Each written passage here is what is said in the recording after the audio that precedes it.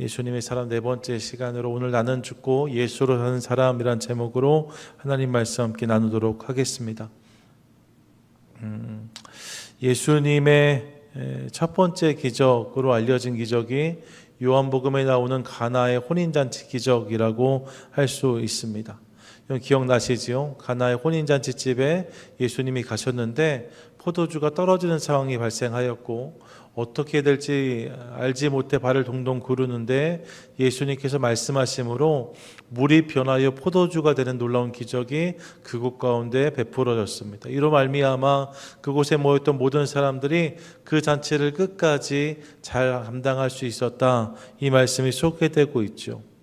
예수님의 첫 번째 기적의 현장이 축제였다는 것도 참 놀라운 사실인데요. 동시에 본문을 대할 때에 우리가 간과하며 넘어가는 부분인데 놓치면 안 되는 중요한 부분이 있음을 생각하게 됩니다. 그게 요한복음 2장 4절인데요. 이렇게 말씀되어져 있어요. 예수께서 이르시되 여자여 나와 무슨 상관이 있나이까. 이 본문의 배경을 기억하시죠? 포도주가 떨어졌다고 해서 다들 당황한 상황에서 예수님의 어머니 마리아가 예수님에게 내가 좀 나서면 안 되겠냐 이렇게 이야기할 때 말입니다. 예수님께서 이렇게 말씀하세요. 여자여 나와 무슨 상관이 있나이까. 아직 때가 이르지 않았기 때문에 당시 그 자리에 예수님이 손님이셨기 때문에 아무 일도 하실 수 없다는 말씀이셨던 거죠. 만약 예수님께서 계속 그렇게 그 자리에 손님으로만 계셨다면 말입니다. 아마 가나의 혼인잔치 속에 예수님이 계셨음에도 불구하고 그날 그들이 경험했던 기적은 없었을 것입니다. 예수님이 손님으로만 머무셨다면 기적은 없었다는 거죠. 그런데 5절 말씀이 이렇게 이어져요. 5절 함께 읽겠습니다. 시작. 그의 어머니가 하인들에게 이르되 너희에게 무슨 말씀을 하시든지 그대로 하라 하니라. 그 집의 하인들에게 이렇게 이야기한 거죠. 너희에게 예수가 무엇을 말씀하시든지 그대로 하라. 여러분, 무언가를 말하면 그대로 하인들이 해야 되는 사람, 그 사람이 주인 아닙니까? 손님이 아니라 주인이 되게 하라는 거예요. 예수님이 그 자리에 손님이 아니라 주님이 되시게 하라. 이 말씀을 마리아가 하고 하인들이 이 말씀 반응함으로 예수님께 묻고 반응할 때에 비로소 그곳에 기적이 일어나는 것을 확인합니다. 예수님이 손님으로 계실 때에는 나와 무슨 상관이 있나이까였는데 그 예수님께서 이제 하인들에게 말씀하기 시작하시고 그 말씀에 저들이 반응하기 시작할 때에 놀라운 기적이 그곳에 임하게 되었다는 것이지요. 나와 무슨 상관이 있나이까. 예수님께서 그곳에 머무셨음에도 불구하고 손님으로 계실 때는 이렇게밖에 말씀하실 수밖에 없었고 만약 이것이 전부였다면 기적은 없었을 것이다, 이런 생각을 해보게 되는 거예요.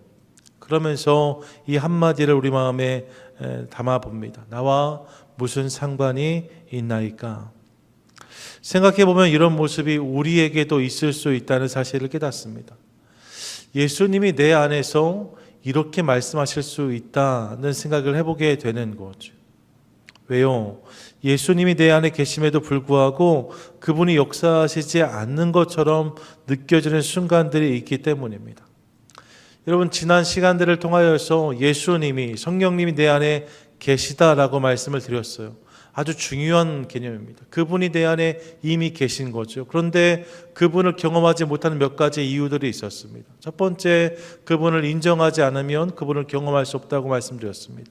두 번째로, 우리의 안에 있는 죄의 문제가 해결되지 않기 때문에 그분이 일하시지 않는다라고 말씀을 드렸습니다. 그리고 오늘 세 번째인데 무엇보다 중요한 이유가 있어요. 그것은 그분이 내 안에 계심에도 불구하고 내가 그분을 주님으로 인정하지 않기 때문에, 우리가 여전히 그분을 손님으로 여기기 때문에 우리가 주님을 경험하지 못하는 일들이 있는 것을 깨닫습니다. 주님이 내 안에 계시지 않기 때문이 아니라 계심에도 불구하고 여전히 손님으로만 머무시기 때문에 그분의 역사를 경험하지 못하는 모습들이 있을 수 있다는 거죠. 차로 비유하면 차를 세우고 예수님 타세요라고 말씀을 드렸어요. 그런데 예수님을 뒷좌석에만 앉으시게 해서 그냥 예수님을 그렇게 구경만 하는 자리에 머물게 하고 내가 내 마음대로 운전하는 인생이 되어질 수도 있고, 혹은 예수님을 앞자리 조수석까지는 앉으시게 해서 가끔씩 필요할 때 조언을 해달라고, 주님 지금 좌회전할까요? 우회전할까요? 이렇게 가끔씩 내가 모르는 길에서 물어볼 때가 있을 수 있지만, 끝까지 내가 내 인생의 운전대를 붙잡고 놓지 않는 것을 통하여서 그분의 이끄심, 그분의 운전하심을 경험하지 못하는 인생이 있을 수 있다는 것입니다. 그분의 드라이브를, 그분이 운전하시는 것을 온전히 경험하려면 그분께 운전대를 넘겨드려야 되는데, 예수님이 내 삶에 오셨음에도 불구하고 여전히 내 인생의 운전대를 우리가 굳게 붙잡고, 예수님 좀 가만히 계세요, 요만큼은 제가 더 잘 아는 것 같습니다, 이렇게 해서 그분의 통치와 다스리심을 온전히 경험하지 못하는 모습이 있을 수 있다는 거죠. 주님이 내 안에 계심에도 그렇게 하면 그분을 경험하지 못합니다. 지금 우리 예수님의 사람이란 교재를 중심으로 나누고 있잖아요. 이 훈련서를 만드신 선한목자교회 유기성 목사님 글에서 읽은 내용인데, 요 위에 썬밸리 지역에 유명한 교회가 하나 있습니다. 그레이스 커뮤니티 처치라고 존 메가더 목사님이 목회하시는 교회예요.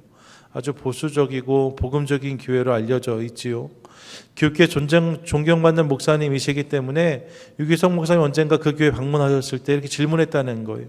지금까지 목사님 목회를 하시면서 가장 성공했던 것과 가장 실패했던 경험이 있으면 그걸 좀 나눠주시면 좋겠습니다, 이렇게 여쭈었다는 거죠.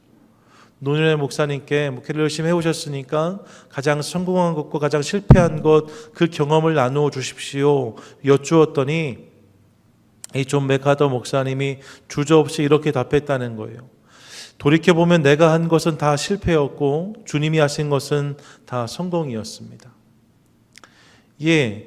목회에서 가장 잘된 것과 안 된 것을 설명해달라고 이야기했더니, 내가 한 일은, 주님 없이 내가 계획하고 내가 의도해서 했던 모든 일은 다 실패였고 주님이 하신 것은 다 성공이었다라고 이 존 맥하더 목사님이 이야기했다는 거죠. 결국 여러분, 주님이 하셔야 승리로 그것이 이어집니다. 성도는 주님을 누리는 삶을 살 때 승리할 수 있습니다. 주님이 내 삶을 이끌어 가실 때 그곳에 승리가 있는 거죠. 그렇게 여러분, 이를 위해 예수님을 손님이 아니라 주인으로 모시는 저와 여러분, 우리 모두가 되시기를 축복합니다. 아멘. 주님이 내 삶의 주인이 되셔야 돼요. 그러면 우리가 여기서 한 가지 더 질문해야지요. 주님이 내 안에 계심에도 불구하고 왜 주님은 내 삶의 주인이 되지 못하시는가? 예수님이 이미 내 안에 계시다라고 말씀하는데 왜 그분이 내 삶에서 주인이 되지 못하시는가? 여러 가지 이유들을 생각해 보실 수 있겠지만, 가장 큰 이유를 말한다면 내가 죽지 않고 내가 주인 노릇을 하기 때문이다라고 말씀드릴 수 있습니다. 우리 인생의 주인 자리는 한 자리거든요. 근데 그 자리를 내가 차지하고 앉아 있으면 주님이 그 주인 역할을 하실 수 없는 거예요. 갈라디아서 2장 20절 말씀이죠. 함께 읽었던 본문인데 우리 한 번 더 읽도록 하겠습니다. 함께 읽습니다. 내가 그리스도와 함께 십자가에 못 박혔나니 그런즉 이제는 내가 사는 것이 아니요 오직 내 안에 그리스도께서 사시는 것이라. 이제 내가 육체 가운데 사는 것은 나를 사랑하사 나를 위하여 자기 자신을 버리신 하나님의 아들을 믿는 믿음 안에서 사는 것이라. 아멘. 내 안에 그리스도가 사신다라고 고백하고 있는데, 여러분, 내 안에 그분이 사시는 것의 시작이 어디에 있는가? 내가 그리스도와 함께 못 박혔나니 라고 말해요. 이게 시작이라는 거예요. 내가 주님과 함께 십자가에 못 박히는 것을 통하여서 그분이 내 안에 사실 수 있다라고 말하고 있는 거죠. 쉽게 말하면 내가 죽어야 돼요. 내가 죽어야 주님이 사시는 거죠. 그런 맥락에서 주님 안에 잘 죽는 저와 여러분, 우리 모두가 되시기를 축복합니다. 아멘. 죽어야 그분이 사실 수 있어요. 그런데 여러분, 그러면 내가 죽는다는 것은 어떤 의미인가? 오늘 목사님이 다 죽으라고 했으니까 오늘 내가, 여러분, 그런 거 말하는 거 아닌 거 아시죠? 죽는다는 것은 어떤 의미입니까? 예수님은 이 죽음의 구체적인 모습으로 자기 부인을 말씀하셨어요. 마태복음 16장 24절인데 함께 읽겠습니다. 시작. 이에 예수께서 제자들에게 이르시되 누구든지 나를 따라오려거든 자기를 부인하고 자기 십자가를 지고 나를 따를 것이니라. 아멘. 주님을 따라오려거든 그분의 길을 걸어가려면 가장 먼저 자기를 부인해야 된다라고 말씀하시는 거죠. 여기서 자기 부인이란 단어가 아파르네사스도라는 헬라어 단어인데 영어로는 디나이라고 번역되었습니다. 디나이가 뭐예요? 카드를 결제했는데 긁히지 않으면 디나이라고 뜨잖아요. 자기 자신을 거절하고 포기하는 것, 이게 디나이입니다. 거절하고 포기하는 것, 거부하는 것, 이 디나이입니다. 자기를 주장하지 않고 내가 옳다는 생각을 내려놓는 것이죠. 그래야 그분의 다스리심이 시작된다는 거예요. 내가 옳다, 내가 맞다라고 주장하는 것이 아니라 나의 옳음을 부인하고 그분만이 옳으시다는 고백이 있을 때 비로소 그분의 다스리심이 시작된다는 거죠. 그런 맥락에서 여러분, 우리는 내가 옳다는 생각을 내려놓아야 됩니다. 사실 우리가 놓지 못하는 생각 중에 하나가 무엇인가? 내가 옳다는 생각이에요. 내가 옳다. 그렇게 생각하기 때문에 주장을 꺾지 못할 때도 있고 고집을 접지 못할 때도 있는 거죠. 그런데 사실 생각해 보면 우리 중 누구도 내가 옳다고 주장할 수 없습니다. 왜냐하면 로마서 3장 10절부터의 본문을 보시면 이렇게 말씀하잖아요. 기록된 바 의인은 없나니 하나도 없으며 깨닫는 자도 없고 하나님을 찾는 자도 없고 다 치우쳐 함께 무익하게 되고 선을 행하는 자는 없나니 하나도 없도다 라고 말하고 있어요. 의인은 없나니 하나도 없다라고 말합니다. 스스로 깨닫는 자도 없고 선을 행하는 자도 없다라고 말합니다. 여러분, 이 말씀에 나는 열외다라고 생각하지 마십시오. 우리 모두가 다 마찬가지라는 거예요. 우리 본성이 죄이기 때문에 사실 내가 아무리 맞다고 생각해도 그렇게 나를 주장하면 어느 순간 그 내 주장과 내 생각과 내 판단과 내 고집이 나를 죄로 이끌어 갈 수밖에 없다는 거죠. 본질상 우리가 죄인이기 때문에 말입니다. 내가 좋아하는 것, 내가 원하는 것, 내가 옳다고 생각하는 것만 다 행하면 내가 의로워지는가? 그렇지 않아요, 여러분. 오히려 내가 좋아하는 것, 내가 기뻐하는 것, 나에게 필요한 것들만 붙잡고 살아가면 죄인으로 망하기 십상인 거지. 절대적으로는 아니어도 상대적으로 내가 저 사람보다 낫다. 혹시 그렇게 생각하는 분 아니 계십니까? 저 사람보단 내가 지혜롭다. 여러분, 그렇지 않습니다. 그것은 착각입니다. 잠언서 26장 12절 보세요. 이렇게 말씀하는데 내가 스스로 지혜롭게 여기는 자를 보느냐? 그보다 미련한 자에게 오히려 희망이 있느니라 라고 말씀합니다. 스스로 내가 저 사람보다 낫다라고 말하는 사람 말입니다. 스스로를 지혜롭게 여기는 자, 그는 사실 미련한 자보다 못한 자다라고 분명히 말씀하고 계세요. 오히려 미련한 자에게 더 희망이 있다라고 말씀합니다. 왜냐하면 하나님의 다스리심은 스스로 지혜롭다 하는 자가 아니라 미련함을 인정하는 자의 삶에 임하기 때문입니다. 그렇게 나에 대해서 절망할 때 하나님에 대한 소망이 생기는 거죠. 나의 가능성을 내려놓기 시작할 때에 하나님을 향한 가능성이 열리기 시작하는 거예요. 내가 할 수 있다라고 말하는 것이 아니라 나는 할 수 없습니다 고백할 때 그분이 일하시기 시작한다는 거죠.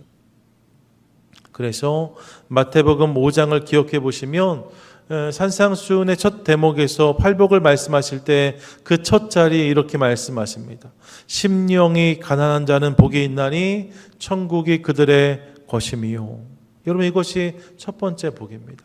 심령이 가난한 자. 여기에서 가난이란 단어 이미 저희가 전에 말씀을 나눈 적 있잖아요. 푸토코스란 단어예요.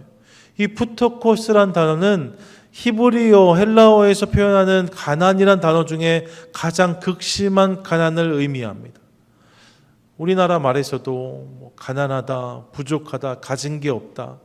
찢어지도록 뭐 이런 말들 하는데 그 중에 가장 강도가 센 가난이 이 프토코스란 단어라는 거죠.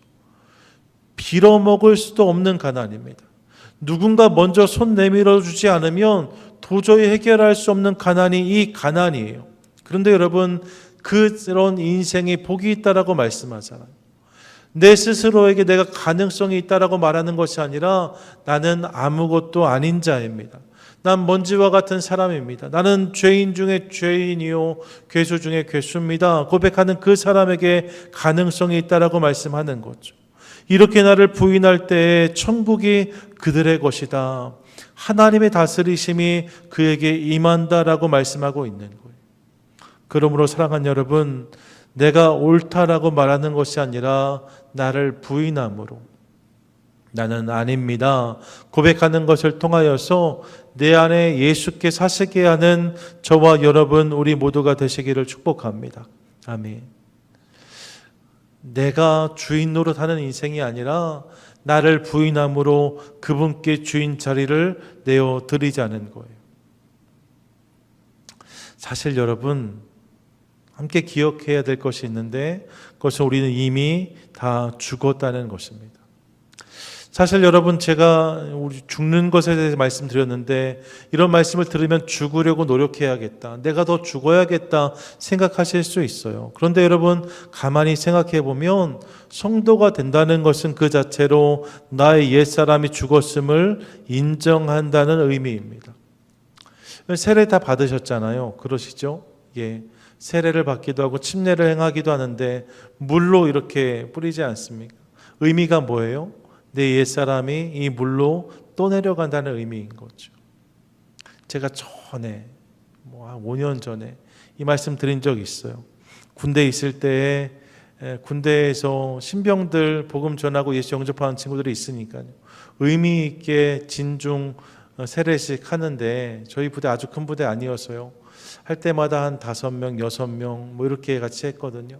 한 번은 의미 있게 침례를 좀 거하면 좋겠다. 목사님 말씀하셔서 저희 부대가 의정부 위에 덕정이라는 곳에 있었는데 그 위에 계곡이 많거든요. 그래서 계곡을 쭉 답사해서 침례하기 딱 좋은 계곡을 찾았어요. 그래서 주일날 예배 끝나고 그 친구들하고 몇 명 같이 해서 봉고차를 타고 침례를 베풀려고 한 거죠. 성가대 가운을 입히고 문답을 하고 물에 들어가서 이제 침례를 행하는 거예요. 근데 여러분들 이 이제 찬 물에 들어가니까 기본적으로 떨리긴 하는데 이제 물에 담겼다 일어서게 되는데 그러면 난 죽고 새롭게 태어나는 겁니다. 이렇게 말하고서 침례를 탁 이렇게 베풀었거든요. 처음 해보는 거니까 훅 들어갔는데 목사님이 조금 오래 누르셨던 것 같아요. 그러니까 이 병사가 너무 당황한 거죠. 허우적거리다가 벌떡 일어나더니 죽을 뻔했다라고 말했다고요. 근데 제가 나중에 생각했어요. 뭐 생각했냐? 죽을 뻔하는 게 아니라 사실 그때 죽어야 되는 거죠.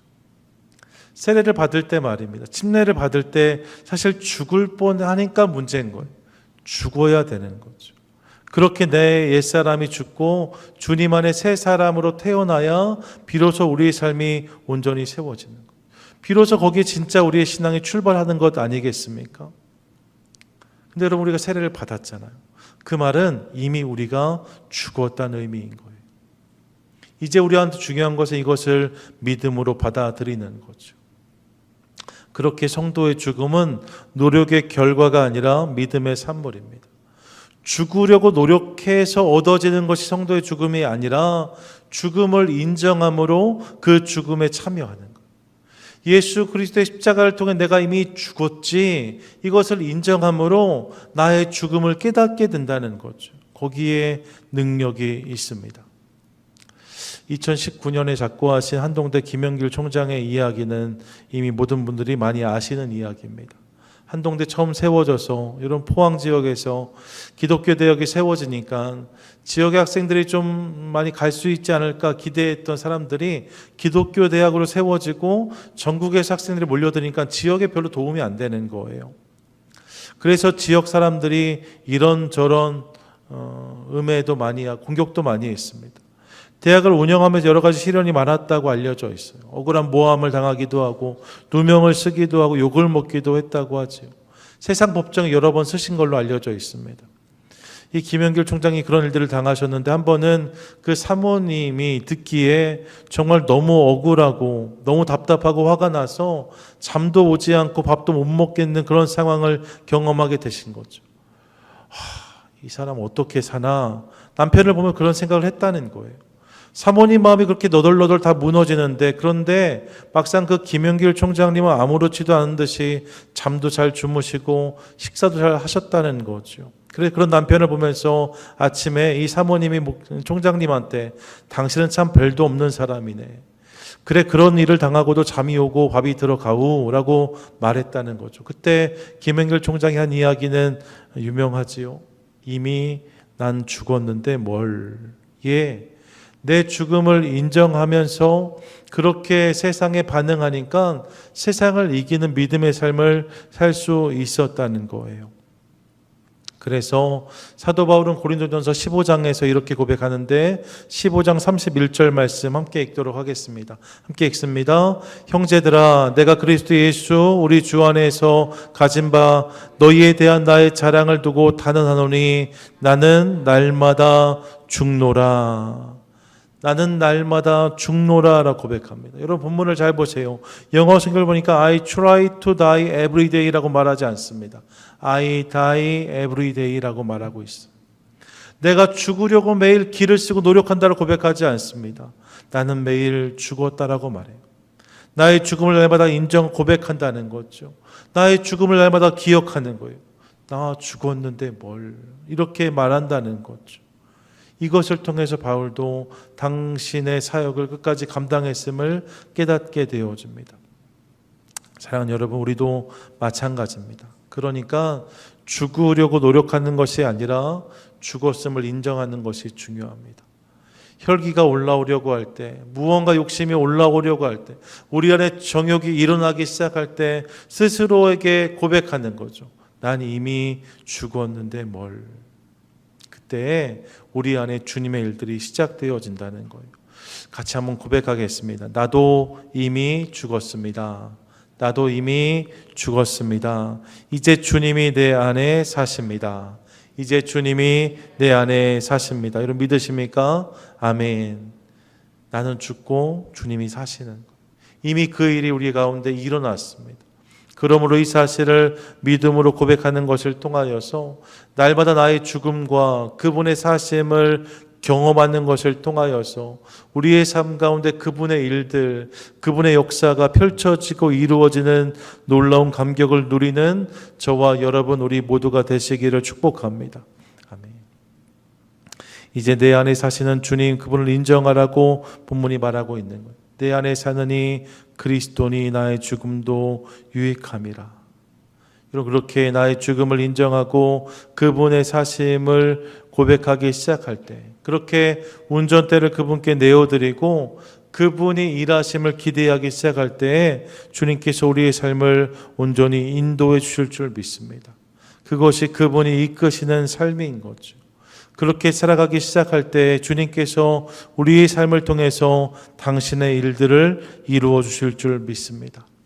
바라긴 일을 기억하고 또 마음에 새기는 것을 통하여서 내가 살아서 주님을 이용해서 내 뜻을 이루려고 아둥바둥하는 인생을 넘어서 나를 통해서 주님이 뜻하시는 바가 이루어지는 놀라운 기쁨과 감격에 참여하는 저와 여러분 우리 모두가 되시기를 주님의 이름으로 간절히 축원드립니다.